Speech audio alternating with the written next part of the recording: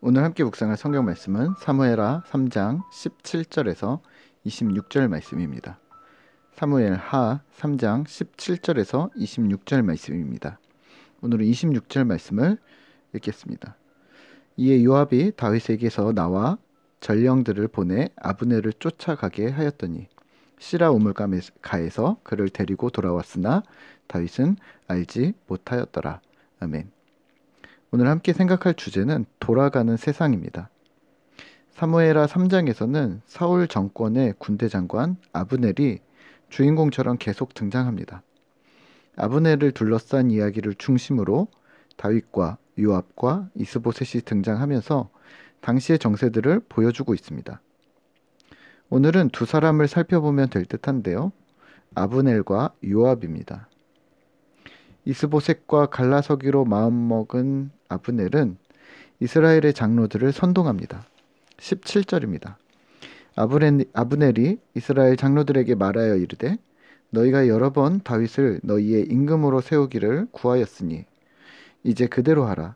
여호와께서 이미 다윗에 대하여 말씀하시기를 내가 내 종 다윗의 손으로 내 백성 이스라엘을 구원하여 블레셋 사람의 손과 모든 대적의 손에서 벗어나게 하리라 하셨음이니라 하고.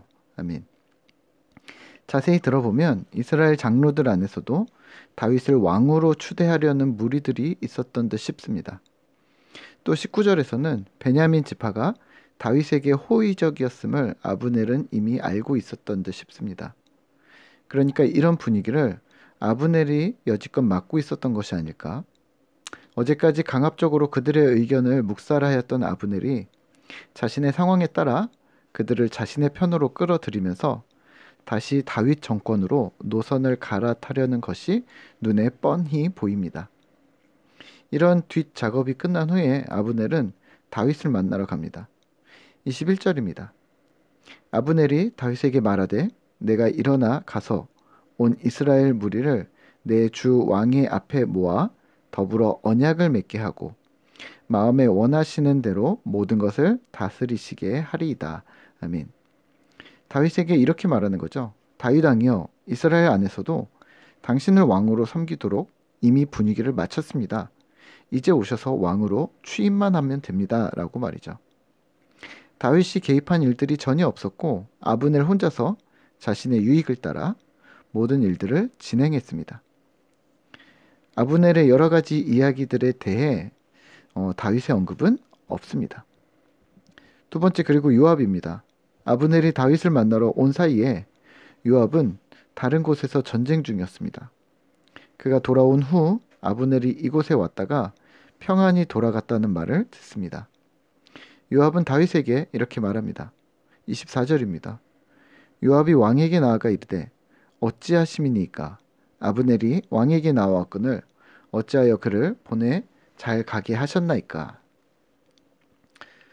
그를 그냥 순순히 돌려보내다니요. 그는 정탐하러 온 것입니다. 라고 말합니다. 절대 순수한 마음으로 오지 않았을 것입니다. 라고 항변합니다. 하지만 이에 대해서도 다윗의 언급은 없습니다. 오늘 우리는 말씀을 묵상하며 이런 질문을 던질 수 있습니다. 아브넬과 요압의 행동, 태도에 대해 다윗의 태도가 어떠했는지 우리는 알 수 없습니다.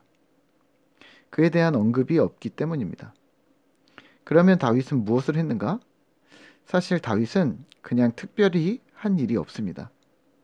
흘러가는 상황의 추이를 지켜보았던 것이 아닐까 생각됩니다. 우리가 볼 때 다윗은 주인공이고 주변 인물들은 지나가는 엑스트라에 불과하다고 생각합니다만 지금 상황에 주인공이 아무것도 하지 않은 것이 의아해 보일 수는 있습니다만 이건 이야기를 지켜보는 우리가 전지적 작가 시점이라 그렇고요. 만일 이런 현상이 실제 일어난다면 거기서 내가 아브넬이고 내가 다윗이고 내가 요압이라면 어떠했을까를 생각해보면 어떨까요? 오늘은 지면의 한계상 다윗만 생각해 볼 텐데요. 나 다윗은 아무것도 한 것이 없습니다. 적군이었던 아브넬이 갑자기 내 편이 되겠다고 모든 걸 다 처리해놨다고 갑자기 연락이 옵니다. 하나님이 도우시는가 생각이 됩니다. 그런데 같은 편이었던 요압이 불만하고 반대합니다. 여지껏 동고동락했던 최측근이 불만을 토로합니다. 이건 하나님이 막으시는 건가라는 또 생각이 듭니다. 나는 아무것도 아직 한 것이 없습니다. 우리가 신앙생활 하시면서 염두에 두실 것은 내가 세상의 주인이 아니라는 사실을 기억하셔야 합니다. 또 기독교나 교회도 세상의 중심이 아니라는 걸 기억하셔야 합니다. 모든 상황들을 우리는 자기중심적으로 해석을 할 때가 있는데요. 나 역시 세상의 일부고 하나님의 섭리 안에서 움직이는 중이라는 것을 기억하셔야 합니다. 세상의 중심은, 세상의 주인은 하나님이시기 때문입니다. 여기서 우리는 섭리라는 단어를 사용하는데요. 그 섭리가 계획인데 나를 위한 계획, 내가 중심이 된 계획이 아니라 하나님이 짜놓은 큰 틀 안에서 모든 세상의 정치, 경제, 사회, 문화, 심지어는 역사의 세세한 부분까지도 하나님께서 운용하시는 중임을 기억하셔야 합니다.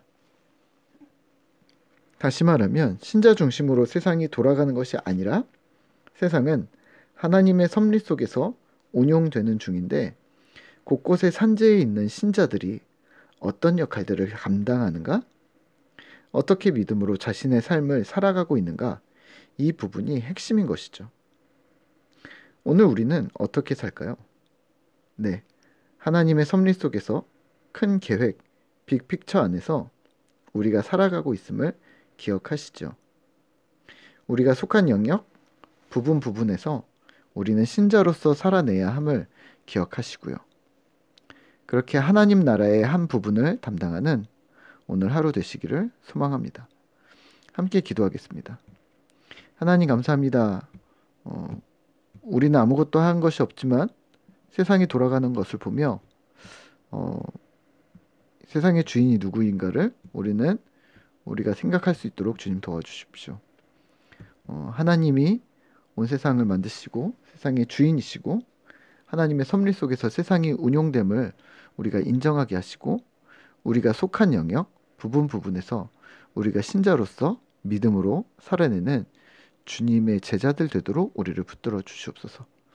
하나님, 맡은 부분에 충성을 다하며 충실히 하며 주님의 영광을 드러내기 위해 힘쓰고 헌신하는 그러한 우리를 붙들어 주시옵소서.